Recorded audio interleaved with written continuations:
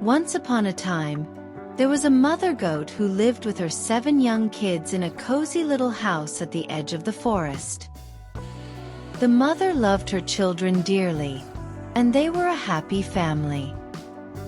But one day, the mother goat had to go into the forest to find food, so she gathered her little ones around her. My dear children, I must go out for a while. Be careful while I'm gone, for the wicked wolf is lurking nearby. If he gets in, he will eat you all up. Remember, do not open the door for anyone unless you hear my voice and see my white paws. The 7 young kids nodded and promised to be careful.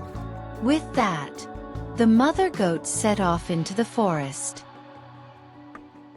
It wasn't long before there was a knock at the door. "Let me in, dear children," called a voice from outside. "Your mother has returned and brought something for each of you." But the kids knew better. The voice was rough and low, nothing like their mother's soft, gentle voice. You're not our mother. She has a soft, sweet voice, but yours is rough and gruff. You're the wolf. The wicked wolf growled in frustration. He knew his rough voice had given him away, so he hurried to the village and ate a lump of chalk to soften his voice.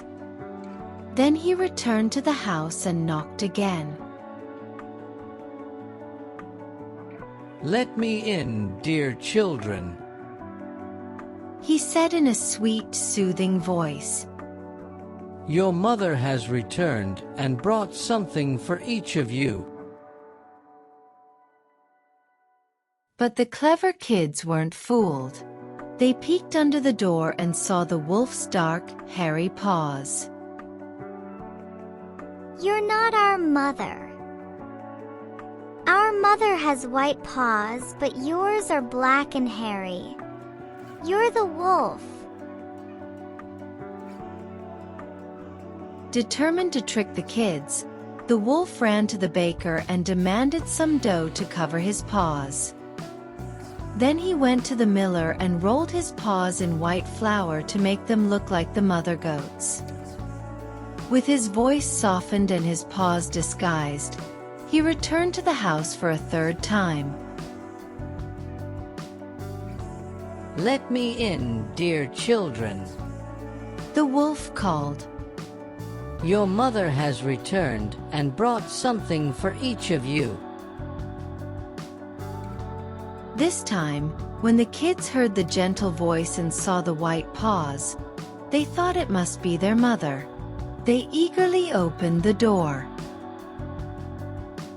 But instead of their mother, in sprang the wicked wolf. The kids screamed and scattered, trying to hide. One jumped under the table, another into the bed, and a 3rd into the oven. Others hid in the cupboard, under the wash basin, and behind the curtains. But the wolf found them all, one by one, and gobbled them up. All except the youngest, who hid in the grandfather clock. Once the wolf had eaten his fill, he lumbered out of the house and lay down under a tree to sleep, his belly heavy with the 6 kids.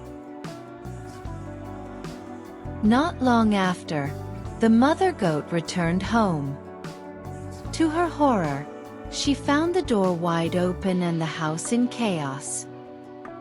She called out for her children, but no one answered, until a faint voice called from inside the clock.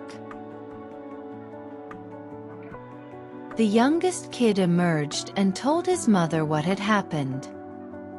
The mother goat wept bitterly, but she was determined to save her children.